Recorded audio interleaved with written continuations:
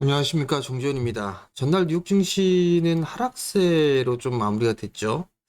필라델피아 반도체 지수는 1%대의 상승으로 좀 마무리가 되었습니다. 우선 뭐 지수는 하락을 해주는 그런 모습들을 좀 보였었고요. 다만 이제 여기에서 더 치고 가는 그런 종목군들도 있는 그런 상황이지만 이제 조정을 좀 받는 그런 기업들도 좀 생겨나고 있는 그런 상황들이에요. 일단 엔비디아가 좀 상승을 해주는 그런 모습들을 좀 보였었고요. 이로 인해서 필라델피아 반도체 지수가 1%대에 좀 상승을 해주는 그런 모습들을 좀 보였었고, TSMC도 좀 상승을 해주는 그런 모습들을 좀 보였어요. 거기에다가 가상화폐 관련주로 좀 볼 수 있는 그런 기업들도 좀 상승을 했습니다. 그러니까 뭐 코인베이스라든가 메이시스 뭐 이런 기업들이 좀 상승을 해주는 그런 모습들을 좀 보였어요. 반면에 뭐 애플 같은 경우는 좀 하락을 해주는 그런 모습들을 좀 보였습니다.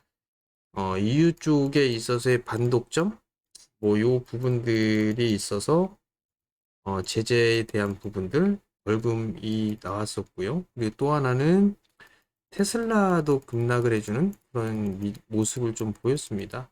중국 쪽에 있어서의 판매 부진, 이로 인해서 다시 가격 할인을 할 것이다 라는 그런 얘기들이 좀 나왔었죠. 결국은 종목군들을 좀 보게 되면 이제 조금씩 차별화된 그런 모습들이 좀 나와주고 있어요. 지수는 뭐 여전히 견조한 그런 모습들을 좀 보여주곤 있습니다. 다만 이제 엔비디아라든가 뭐 마이크로소프트 뭐 이런 기업들은 여전히 좀 견조한 그런 모습들을 좀 보여주고 있지만 애플 같은 경우는 2%대의 하락을 해주는 그런 모습들을 좀 보였었고요. 테슬라 같은 경우는 7%가 넘는 급락을 좀 보였습니다. 우선 애플 같은 경우를 좀 보게 되면 지금 고점권역에서의 상봉의 좀 모습을 그리고 난 이후에 추세적으로 좀 하락을 해주는 그런 모습들을 좀 보여주고 있는 그런 상황들이죠. 얼추 다 밀린 부분들이 단기적으로는 얼추 좀 밀린 부분들이 아닌가 싶어요. 그렇기 때문에 오히려 애플 같은 경우는 뭐 저가면서 타이밍을 좀 잡아야 되는 그런 구간이 아닌가 이렇게 좀 보여지고요.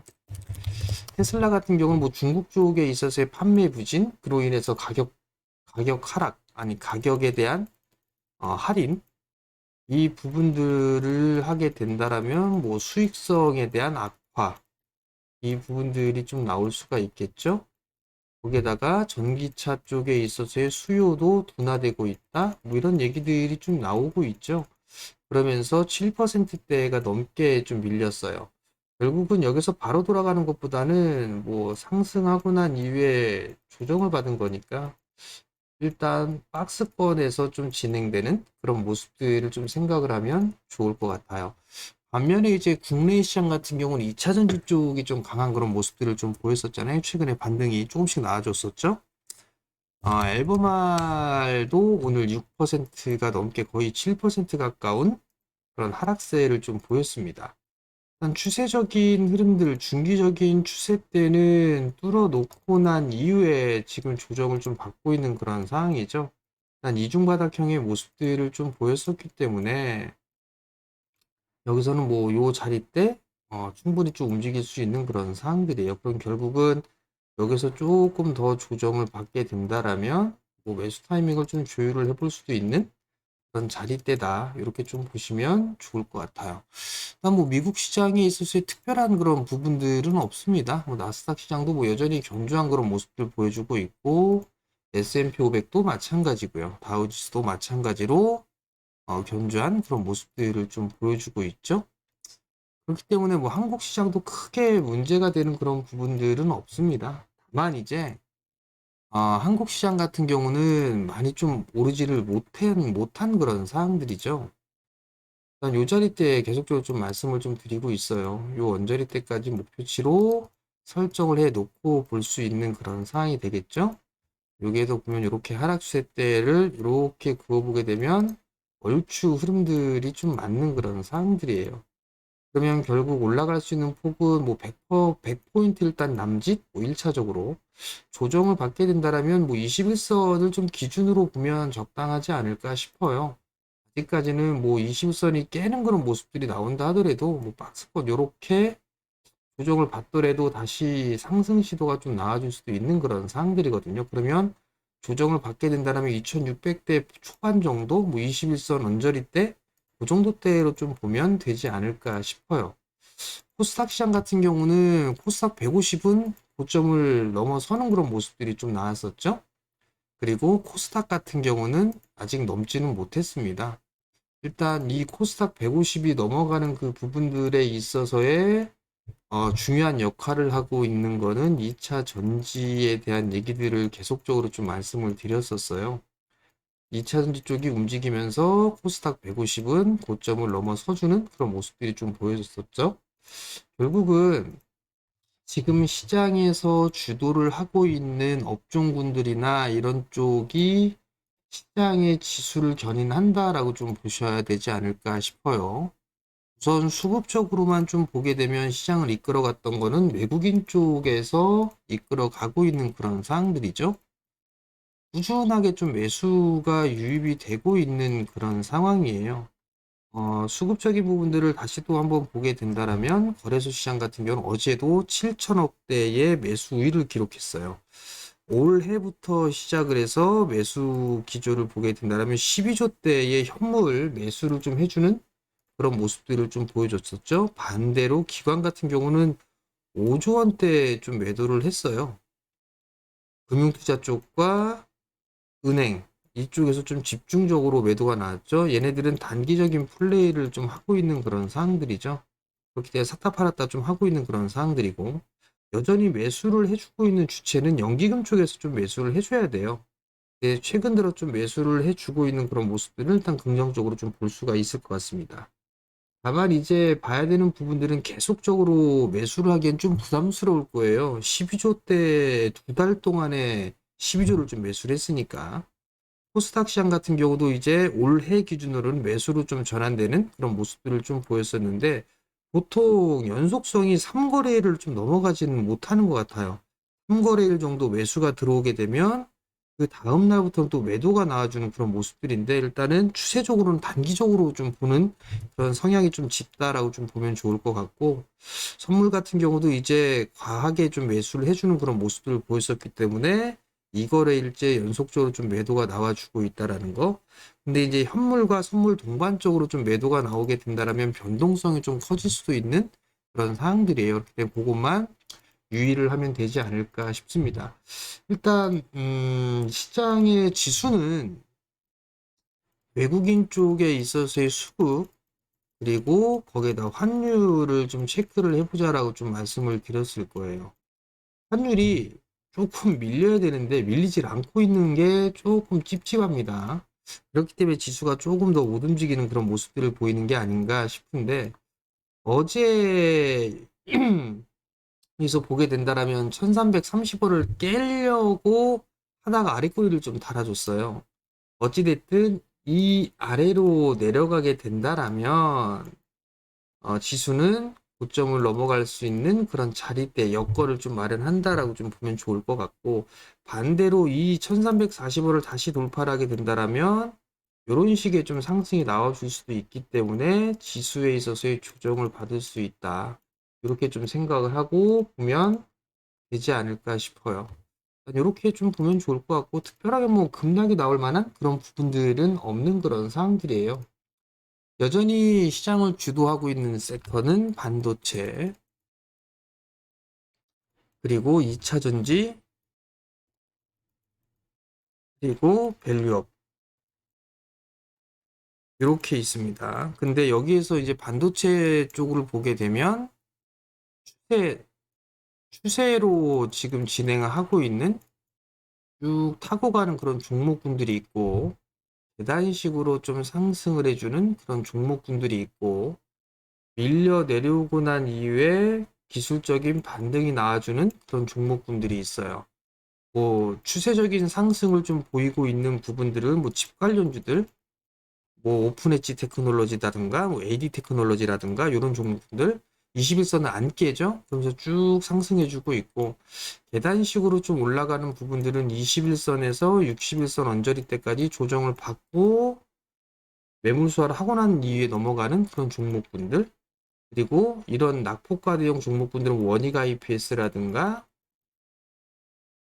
그 다음에 테스라든가 이런 기업들이 바닥권역에 좀 꿈틀거리는 그런 모습들이에요. 일단 제가 여러분들께 말씀드리고 싶은 거는 뭐 이런 쪽의 종목군들이 좀 더 여유가 있지 않을까라고 좀 보여집니다. 2차 전지는 시세가 나오고 난 이후에 죽어 내려가고 있는 거, 그리고 여전히 박스권에서 반등이 좀 나와주는 거, 이렇게, 그리고 밀려서 올라갔다가 이렇게 조정을 주는 거, 이런 쪽으로 좀 보면 좋을 것 같아요. 이런 쪽은 뭐 엔캠이라든가 뭐 이런 것들이 대표적으로 좀 볼 수가 있겠죠. 이중바닥형의 모습을 보여주고 박스권의 흐름들을 보여주고 있는 건 에코프로 BM이라든가 포스코 퓨처엠, 포스코 홀딩스 이런 기업들이고요. 이쪽에서 상승을 하고 난 뒤에 눌림을 주는 거는 장비 쪽이라든가 부품 쪽, 뭐 이런 쪽으로 일단 나눠볼 수가 있을 것 같은데, 여전히 이런 장비나 부품 쪽은 좀 괜찮지 않을까 싶어요. 눌림목 구간이 좀 잘 왔으니까 이렇게 좀 보면 되지 않을까 싶어요. 밸류업 쪽 같은 경우는 상승을 하고 난 뒤에 눌러주고 다시 재차 상승으로 넘어가는 종목군들이 있는 반면에 이런 식으로 매물 소화를 좀 하는 그런 종목군들이 있을 거예요. 요거는 좀 중기적인 관점으로 좀 봐야 될 것 같고, 추격 매수를 하는 것보단 마찬가지로 눌림목을 좀 활용한 그런 전략이 좀 좋을 것 같아요. 여러 가지 패턴상에 좀 유형이 있어요. 근데 여러분들한테 그냥 좀 가장 안전하게 좀 볼 수 있는 부분들은 전에도 한번 좀 말씀을 드렸을 겁니다. 뭐 대표적으로 예를 들어서 보게 된다라면 성화이텍을 가지고 좀 말씀을 드렸었잖아요. 이런 종목군들 같은 경우는 상승을 하고 난 이후에 거래량이 없이 했다가 상승했다 거래량을 주고 21선의 지지를 받고 이렇게 움직이죠. 다시 또 거래량 없죠. 21선까지 눌러주고 있죠. 이런 구간대부터 분할로 매수를 해나가는 거죠. 요 구간대에서부터 요 자리대까지.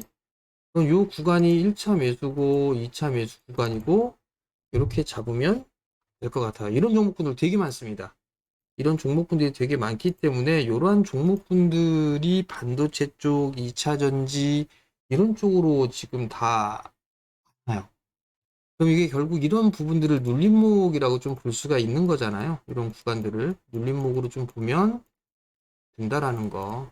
그럼 이런 식으로 해서 좀 보게 된다라면 시간적인 여유도 있고 급하게 대응할 필요가 없잖아요. 이런 것들을 좀 보는 게 좋을 것 같습니다.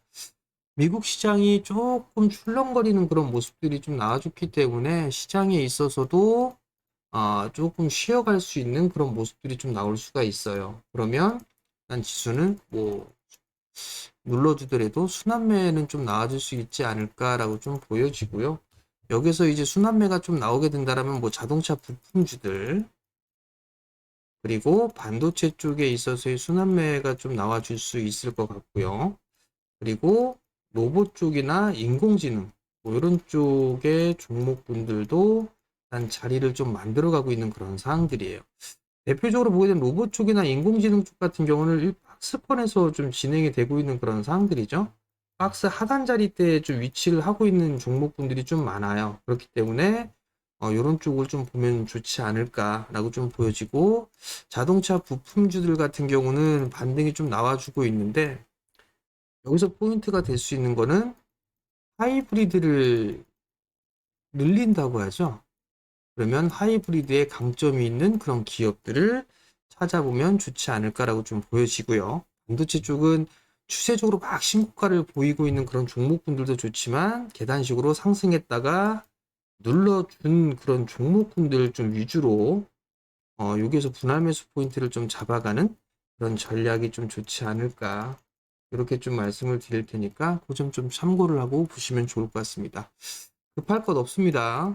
급할 것 없는 그런 사항들이기 때문에 좀 느긋하게 대응을 하면 될 것 같고요. 빠르게 대응을 하는 건 트레이딩 관점이에요. 그거는 뭐 거래량이 막 나오고 급등이 나오고 그런 변동성을 동반한 종목분들은 대응을 하실 수 있는 분들이 하시는 거고, 그게 안 된다 싶으면 눌림목을 활용한 그런 매수 전략이 좀 좋지 않을까 싶어요. 아, 참, 그리고 한 가지 더. 앨범알이 좀 제법 밀렸어요. 테슬라도 좀 많이 밀렸고. 그렇게 되면 뭐 포스코 홀딩스라든가 뭐 이런 기업들, 어제 포스코 홀딩스 같은 경우 거래량까지 좀 늘어났었죠. 뭐 조정을 좀 받는다. 그러면 뭐 이런 것들은 뭐 조금씩 매수 관점으로 봐도 좋지 않을까 싶어요. 조정을 활용을 해서 매수를 하는 전략은 유효하다. 조정 시 매수는 유효하다. 그리고 목표를 잡는다. 라고 하게 된다라면 일단 박스권으로 대응을 하자. 이렇게 좀 전략을 세워놓고 보면 좋지 않을까 싶습니다. 알버마 같은 경우도 반등이 나왔다가 눌린 그런 부분들이기 때문에 이렇게 해서 다시 움직임이 나올 거예요. 크게 불안해들 하지 마시고 조정을 받게 되면 뭐 매수해본다. 그렇게 좀 생각을 하면 좋을 것 같습니다. 자, 오늘도 성공 투자하시고요. 저는 내일 아침에 다시 찾아뵙도록 하겠습니다. 마치겠습니다.